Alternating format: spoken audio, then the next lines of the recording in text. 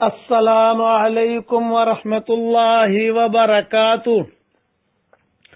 نحمده ونصلی علی رسولہ الکریم اما بعد۔ آج کا سبق سن لیجئے۔ آج کا سبق کا ٹائٹل ہے روزی میں برکت کے 3 نسخے۔ نمبر 1، لوگ بہت پریشان ہیں روزی کے سلسلے میں۔ تو پہلی بات تو یہ ہے کہ آدمی استغفار کی کثرت کرے۔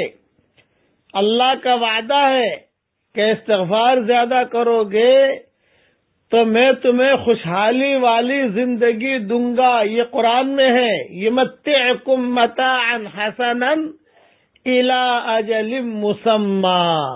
خوب استغفار کیجئے۔ نمبر 2، درود شریف پڑھنے کا بہت اہتمام کیجئے۔ اس سے ہم اور غم دور ہوتے ہیں، پریشانیاں دور ہوتی ہیں۔ خوب اٹھتے بیٹھتے درود شریف پڑھیے۔ نمبر 3، علماء حقہ نے لکھا ہے کہ پہلے بات سمجھ لیجئے کہ پہلے نمبر والا نسخہ وہ تو قرآن میں ہے، درود شریف والا نسخہ یہ صحیح حدیثوں میں ہے، اور یہ تیسرا نسخہ جو دے رہا ہوں یہ علماء حقہ نے لکھا ہے، حدیثوں میں نہیں ہے۔ وہ یہ کہ جمعرات کے دن 11 مرتبہ درود شریف پہلے، 11 مرتبہ درود شریف بعد میں، اور 1000 مرتبہ پڑھیے یا غنیو یا غنیو یا غنیو۔ تو اللہ کی ذات سے امید ہے کہ اللہ تعالی اس کی روزی میں برکت دے گا۔ جس کو بھی یہ 3 وظیفے بتائے اور جس نے بھی اہتمام کیا، اللہ تعالیٰ نے اس کی روزی میں خوب برکت دی، الحمدللہ۔ اس لیے اب جو ہے یہ باتیں تو جو قرآن میں ہے وہ قرآن میں ہے، جو حدیث میں ہے وہ حدیث میں ہے، اور یا غنی والا وظیفہ جو ہے یہ علماء حقہ نے لکھا ہے۔ میں نے بھی میری کتاب بکھرے موتی میں جہاں اسماء حسنہ کا تذکرہ کیا ہے تو اللہ کے 99 نام ہیں، ان 99 ناموں کے خواص میں نے لکھ دیے ہیں۔ اس میں یا غنی والا وظیفہ بھی میں نے لکھ دیا ہے، وہاں دیکھ لیا جائے۔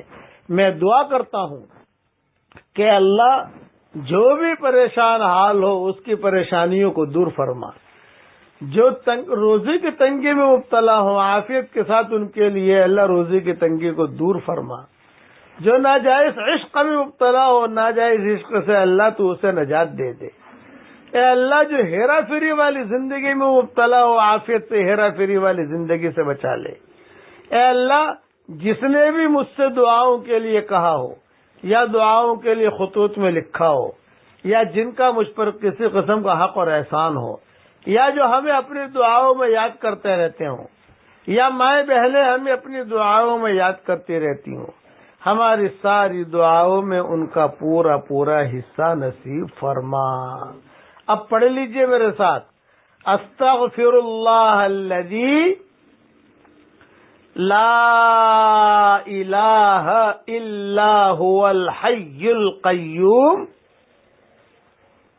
وَأَتُوبُ إِلَيْهِ عَدَدَ خَلْقِهِ وَرِضَى نَفْسِهِ وَزِنَةَ عَرْشِهِ وَمِدَادَ كَلِمَاتِهِ۔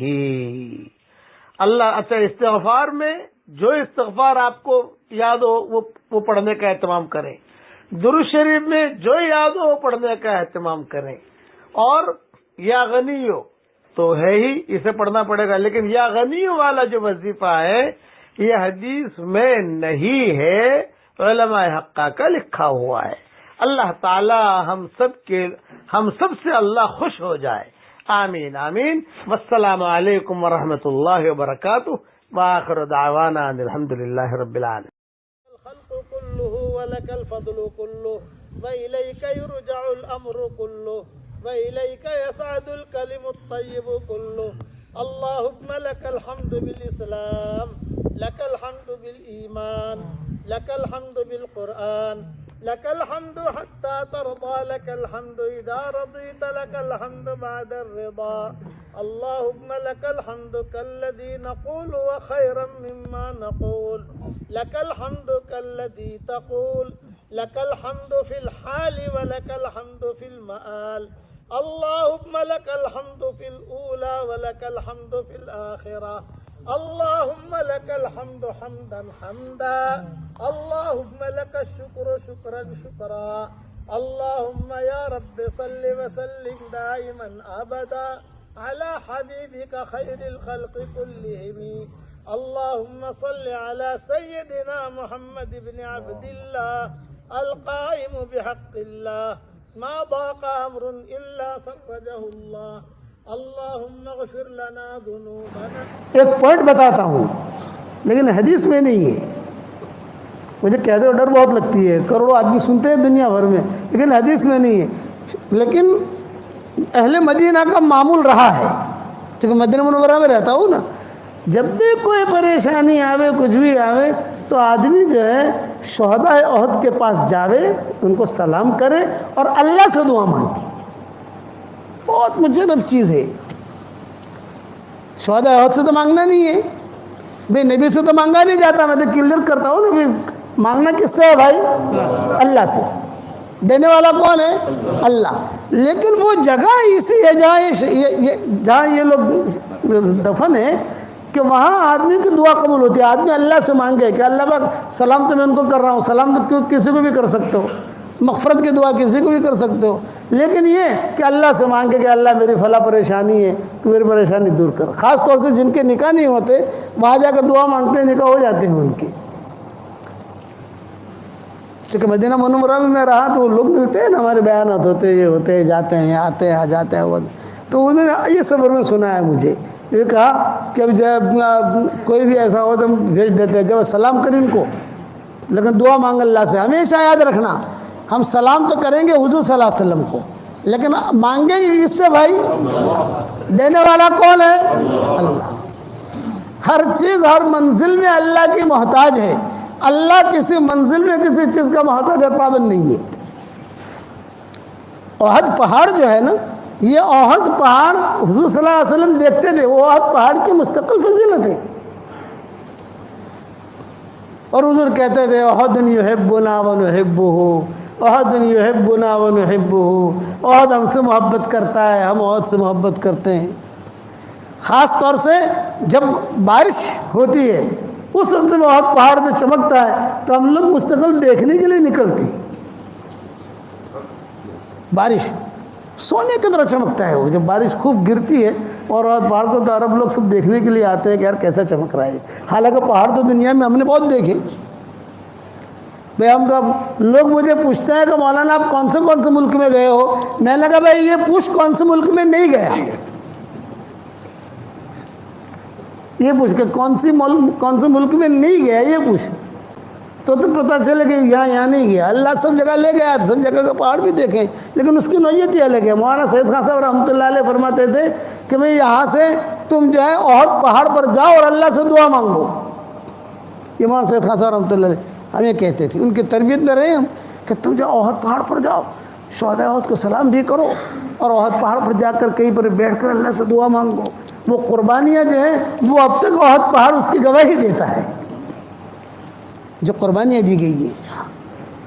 تو حضور صلی اللہ علیہ وسلم شہداء احد پر گئے اور وہاں جا کر جو انتقال سے پہلے اور یہ کہا کہ دیکھو تھوڑے دنوں میں تمہارے پاس میں آنے والا ہوں. اور صحابہ سے کہا, صحابہ ساتھ تھے نا, یوں کہا کہ دیکھو میرے جانے کا تم لوگ زیادہ ویلا مت کرنا, میری تمہاری ملاقات حوض کوثر پر ہوگی, حوض کوثر تیار کرنے کے لیے جا رہا ہوں, میری تمہاری ملاقات وہاں ہوگی. جب صحابہ لے کر چلے تو حضور نے فرمایا میرے بھائیوں کو میرا سلام کہنا. تو حضرت ابوبکر نے پوچھا السنا اخوانک یا رسول اللہ, اے اللہ کے نبی کیا ہم آپ کے بھائی نہیں ہیں؟ آپ نے فرمایا اللہ تم میرے بھائی نہیں ہو, بل انتم اصحابی, تم میرے ساتھی ہو. میرے بھائی بہنیں تو وہ ہیں جنہوں نے مجھے دیکھا نہیں ہے اور میری بات پر لبیک کہہ کے کھڑے ہو جاتے ہیں. ہم لوگ حضور کے بھائی بہن ہیں. کسی نبی نے اپنے امتی کو بھائی بہن نہیں بنایا ہے، حضور نے بھی اپنا بھائی بہن بنایا محبت میں. بھی یہ کون ہے کہ حضور کا بھائی ہے، یہ کون ہے کہ حضور کی بہن ہے. حضرت ابوبکر نے پوچھا السنا اخوانک یا رسول اللہ، کیا ہم آپ کے بھائی بہن نہیں؟ آپ نے فرمایا اللہ، میرے بھائی بہن تو وہ ہیں جنہوں نے مجھے دیکھا نہیں ہے، بعد میں آئیں گے، اللہ رسول ہماری باتیں سنیں گے، قدم اٹھائیں گے، کام کریں گے. ہم نے حضور کو دیکھا نہیں ہے، لیکن جو حضور باتیں بتاتے ہیں فوراً عمل کرتے ہیں ہم، کیونکہ نبی نے بتایا ہے. اب واپسی میں حضور صلی اللہ علیہ وسلم کی جب باریاں ہوتی تھی امہات المومنین کی، تو جب احد سے واپس آ رہے ہیں انتقال سے پہلے، تو آپ کی باری تھی حضرت میمونہ کے گھر میں.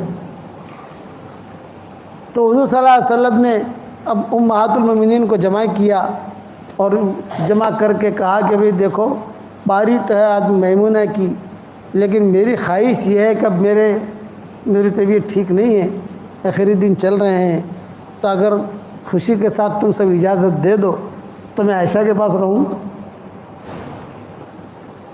خوشی سے اجازت دو، ایک رات کی باری ہوتی تھی نا. ہاں، تو سب ماؤں نے کہا کہ نہیں، آپ جس میں آپ کو خوشی ہے.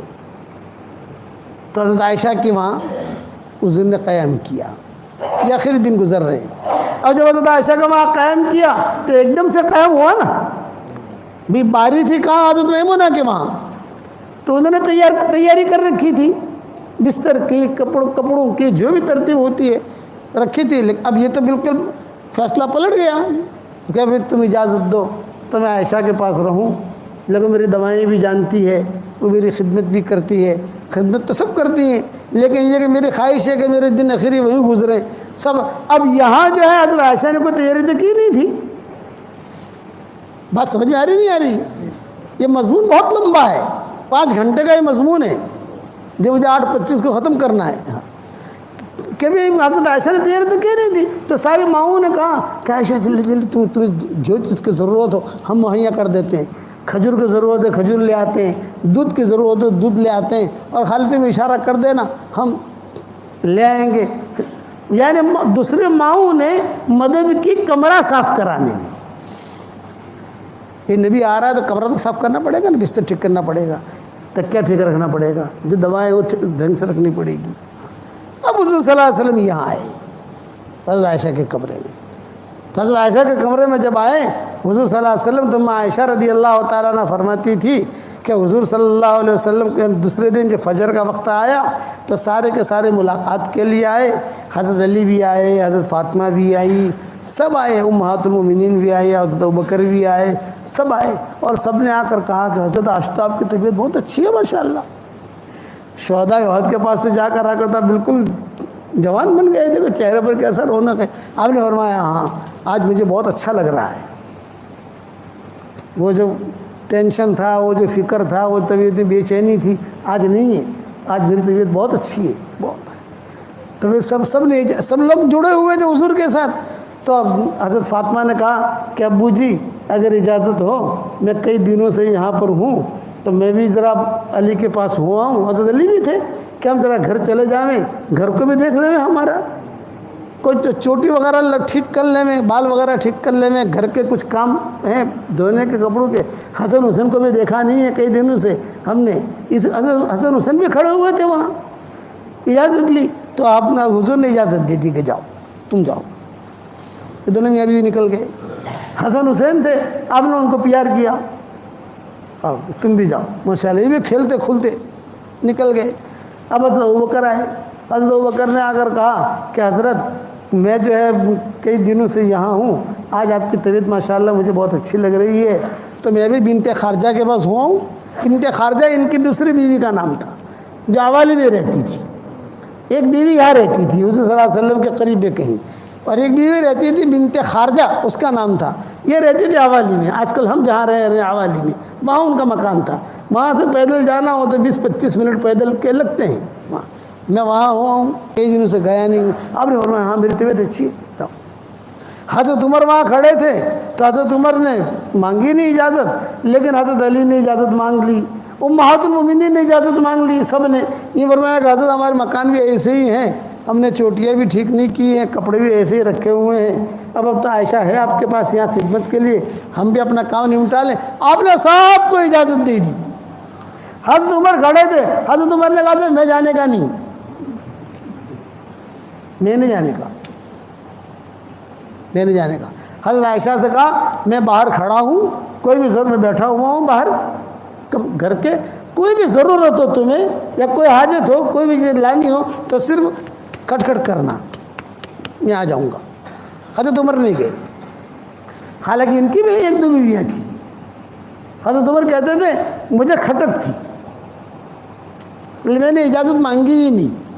حالانکہ حضور نے کہا کہ تم بھی جانا چاہو کسی جگہ, میں باہر ہوں. یہ سب چلے گئے. اس کے بعد حضرت عائشہ کہتی تھی کہ حضور صلی اللہ علیہ وسلم نے مجھ سے مسواک مانگا, مسواک دو. تو مسواک تھا میرے پاس, اس کو میں نے اپنے دانتوں سے ٹھیک ٹھاک کر کے حضور صلی اللہ علیہ وسلم کو دیا. تو حضور نے وہیں لیٹے لیٹے, پھر حضور نے کہا کہ عائشہ تھوڑا سا تم میرے پیچھے بیٹھ جاؤ, میرے پیچھے, اور میں تمہارے اس پر ایسا ٹیک لگا کہ تھوڑا سوں, تھوڑا بدن تھوڑا اوپر رہے تو مجھے سانس لینے میں تکلیف نہ ہوگی. حضور صلی اللہ علیہ وسلم نے جو ہے مسواک بھی کیا. اور حضرت عائشہ جو ہے وہ ٹیک کہتی تھی, میں دبلی پتلی تھی, میں جو ہے حضور صلی اللہ علیہ وسلم میں پیچھے بیٹھ گئی. حضور صلی اللہ علیہ وسلم نے جو ٹیک لگایا, بس ٹیک لگا کر حضور صلی اللہ علیہ وسلم دیکھنے لگی. اب میں گھبرائی, میں اکیلی ہوں, سارے تو چلے گئے, سب حضرت فاطمہ چلے گئی, حضرت علی چلے گئے, ابوبکر چلے گئے, سب بڑے بڑے لوگ جو تھے وہ چلے گئے سب. لیکن اتنا میرے دل میں تھا کہ عمر ہے یہاں باہر بیٹھ, عمر ہیں, اتنا میرے دل میں تھا. حضور صلی اللہ علیہ وسلم جو ہے وہ بس صرف دیکھتے رہے, یہاں تک کہ آپ صلی اللہ علیہ وسلم کی گردن جو ہے یوں لڑکی. یہ حضرت عائشہ کی تھی. اور آپ کے منہ مبارک سے لعاب مبارک جو ہے وہ نکلا اور میرے ہنسلی کے گھڑے میں آ کر گرا. ہنسلی کا گھڑا تو سمجھتے ہو نا, ہنسلی کے گھڑے میں آ کر گرا.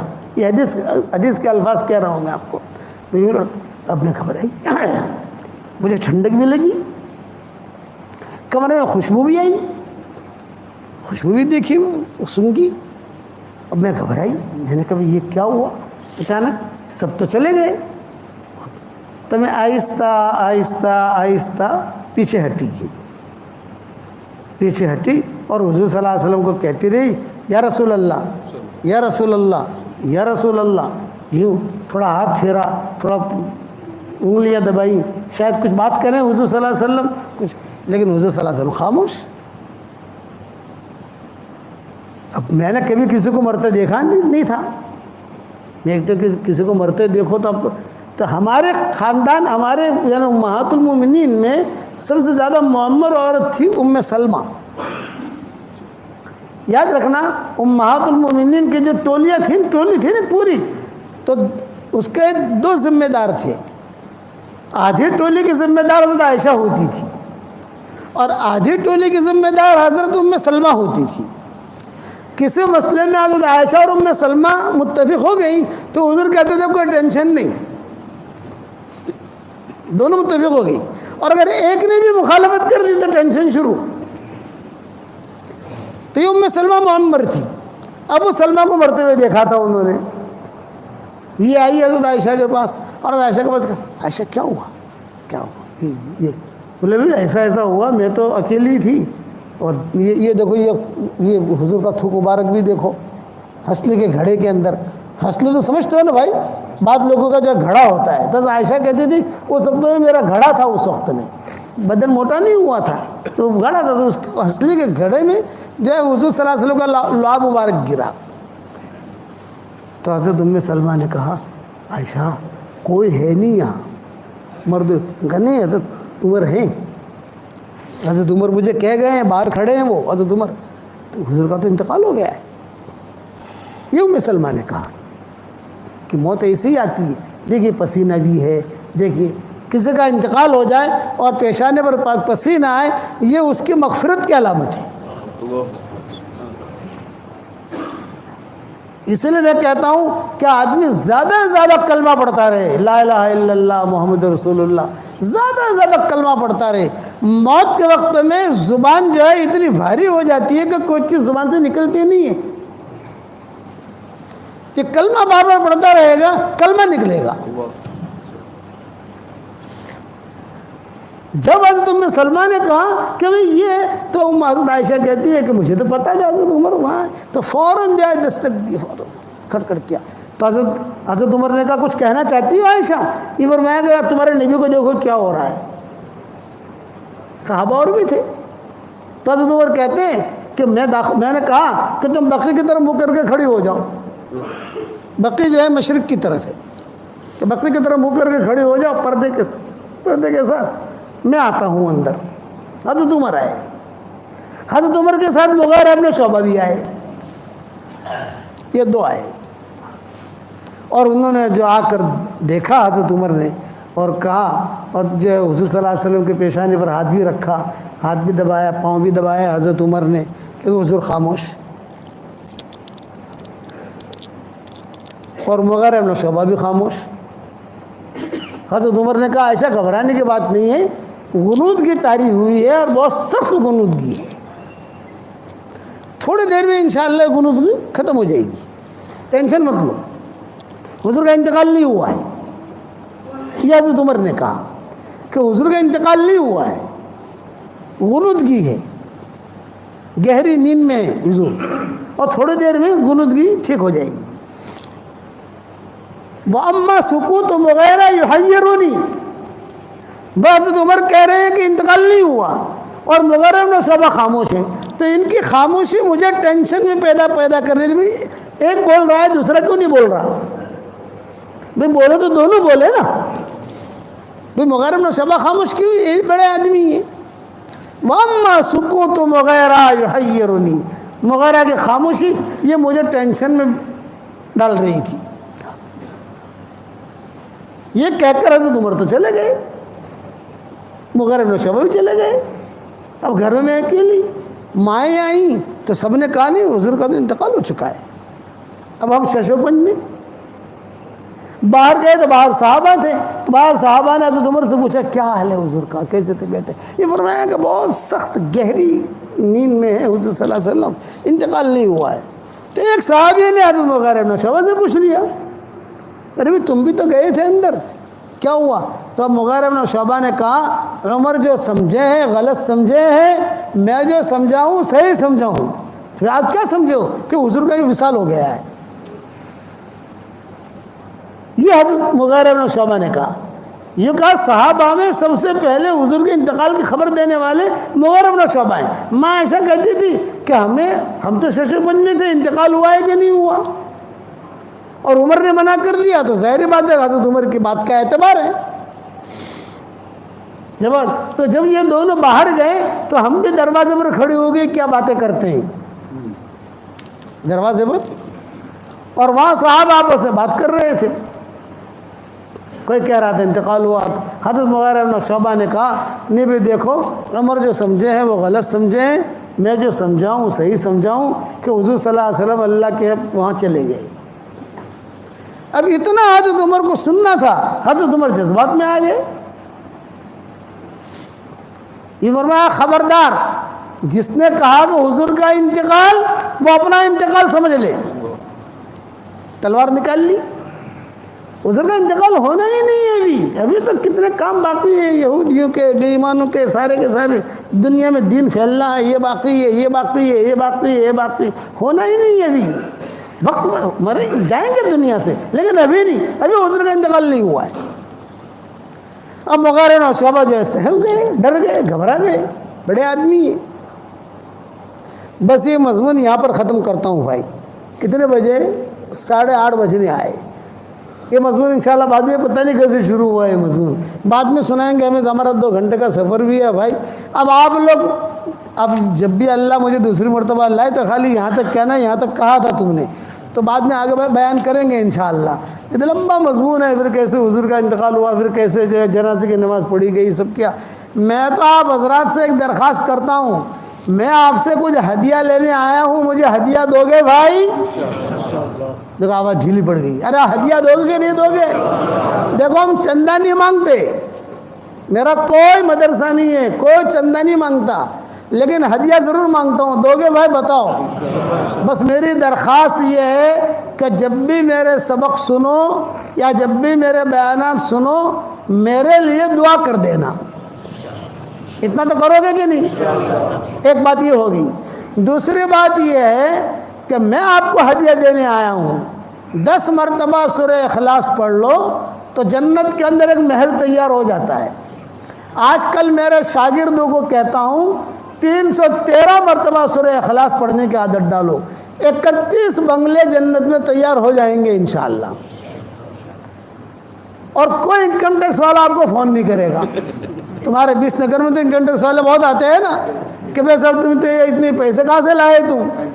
313 مرتبہ سورہ اخلاص پڑھنے کی عادت ڈالو تو انشاءاللہ 31 بنگلے جنت میں تیار ہو جائیں گے, اور 104 مرتبہ قرآن شریف پڑھنے کے برابر اللہ ثواب دے گا. ایک ہدیہ تو یہ ہے. دوسرا ہدیہ یہ ہے 313 مرتبہ درود شریف پڑھو, شارٹ والا درود شریف, صلی اللہ علیہ وسلم صلی اللہ علیہ وسلم صلی اللہ علیہ وسلم 313 مرتبہ. تیسرا ہدیہ ہے 313 مرتبہ استغفار پڑھو, اللہم اغفر لی اللہم اغفر لی اللہم اغفر لی, جلدی پورا ہو جائے گا انشاءاللہ. اور چوتھا ہدیہ اب نیا شروع کیا ہے, 100 مرتبہ سورہ فاتحہ پڑھنے کی عادت ڈال دو. جتنی دعائیں قرآن حدیث میں آئی ہیں سب سے اہم اور جامع دعا سورہ فاتحہ میں ہے. تو 100 مرتبہ وہ 4 ہدیے سمجھ گئے بھائی. 313 مرتبہ سورہ اخلاص, 313 مرتبہ درود شریف, 313 مرتبہ استغفار, اور 100 مرتبہ سورہ فاتحہ. اس کے بعد انشاءاللہ اللہ تعالیٰ سے جو مانگو گے اللہ آپ کی دعا قبول کرے گا, مرادیں بھی پوری کرے گا. اور انشاءاللہ مرنے کے بعد اتنے سارے بنگلے ہو جائیں گے کہ آپ کہو گے کہ یار بنگلے بنگلے ہیں. صحیح حدیث میں ہے یہ چیزیں. حضرت عمر سے حضور نے کہا تھا, عمر 10 مرتبہ سورہ اخلاص پڑھ, جنت میں اللہ ایک بنگلہ دے دے گا, ایک محل دے گا. حضرت عمر نے کہا 10 مرتبہ پڑھوں جنت میں ایک محل؟ آپ نے فرمایا ہاں. حضرت عمر نے کہا بہت محل بناؤں گا. آپ نے فرمایا بنا جتنا بنانا ہو تجھے. تو یہ آپ لوگ شروع کرو گے انشاءاللہ. اس کے بعد اللہ تعالیٰ سے دعائیں مانگو, جو بھی حاجتیں ہوں اللہ تعالیٰ سے مانگو.